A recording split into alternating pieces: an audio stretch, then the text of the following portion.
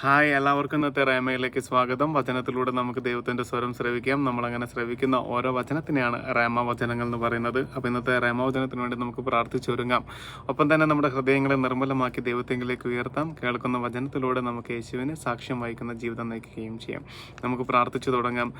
പിതാവായ ദൈവമേ, വചനമാകുന്ന യേശുവിലൂടെ ഞങ്ങളുടെ അടുത്ത് അങ്ങ് സംസാരിക്കണമേ. യേശുവാകുന്ന വചനത്തെ ലോകം മുഴുവൻ പ്രഘോഷിക്കാൻ വേണ്ടി ഞങ്ങളങ്ങ് പ്രത്യേകം ഒരുക്കണമേ. പരിശുദ്ധാത്മാവിനെ അയച്ചു തന്നുകൊണ്ട് ഈ വലിയ സത്യത്തെ ലോകം മുഴുവനോടും പ്രഘോഷിക്കാൻ വേണ്ടി ഞങ്ങളെ അങ്ങയുടെ ഉപകരണങ്ങളാക്കി തീർക്കുകയും ചെയ്യണമേ.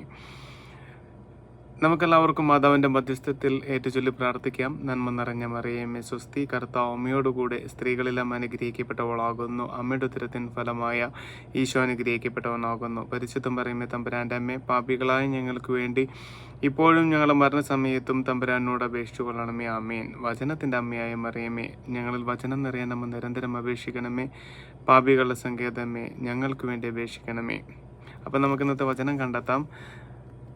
നമുക്കിതാ ഈ ഭാഗത്തു നിന്നാണെന്ന് വചനം കിട്ടിയത്.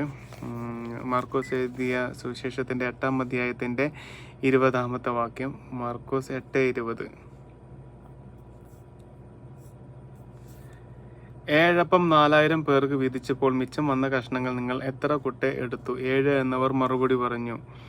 അവൻ ചോദിച്ചു, എന്നിട്ടും നിങ്ങൾ ഗ്രഹിക്കുന്നില്ലേ? അല്ലെ, നമ്മുടെ ജീവിതത്തിൽ ദൈവം ചെയ്ത അത്ഭുതങ്ങൾ, അനുഗ്രഹങ്ങൾ നമ്മൾ പലപ്പോഴും മറന്നു പോകാറുണ്ട്. അല്ലെ, നമുക്ക് വേണ്ടത് അപ്പത്തെയല്ല, അപ്പമാകുന്ന യേശുവിനെയാണ്.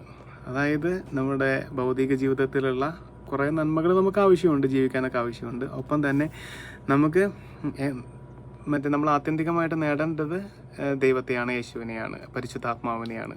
അല്ലെങ്കിൽ യേശു നമ്മളോട് പറയുന്ന കാര്യങ്ങൾ ചെയ്യുകയാണ് ദൈവം നമ്മളെന്ന് ആഗ്രഹിക്കുന്നത്.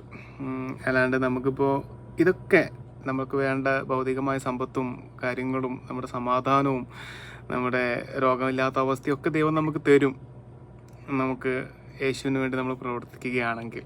അതാണ് ദൈവം നമ്മളെന്ന് ആഗ്രഹിക്കുന്നത്. അല്ലെ, ദൈവത്തിന് വേണ്ടി നമ്മൾ ജോലി ചെയ്യുക, അല്ലെങ്കിൽ ദൈവത്തിൽ നിന്ന് അനുഗ്രഹം പ്രാപിക്കണമെന്ന് മാത്രം ആഗ്രഹിക്കാതെ എനിക്ക് ദൈവത്തെയാണ് വേണ്ടതെന്ന് ആഗ്രഹിക്കുക. ഇതൊക്കെ തന്നെയാണ് മൊത്തം സുവിശേഷത്തിലൂടെ യേശു പറയാൻ ആഗ്രഹിച്ചതും നമ്മളതിൽ മനസ്സിലാക്കേണ്ടതുമായ കാര്യങ്ങൾ. ഇത് തന്നെയാണ് നമ്മൾ മറ്റുള്ളവരിലൂടെ പ്രഘോഷിക്കേണ്ടതും.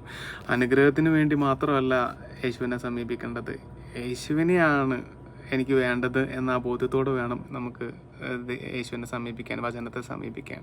അങ്ങനെ എല്ലാവർക്കും കഴിയട്ടെ. നല്ലൊരു ദിവസം ആശംസിക്കുന്നു. എല്ലാവർക്കും യേശുവിനെ പ്രഘോഷിക്കാൻ സാധിക്കട്ടെ. ആമേൻ.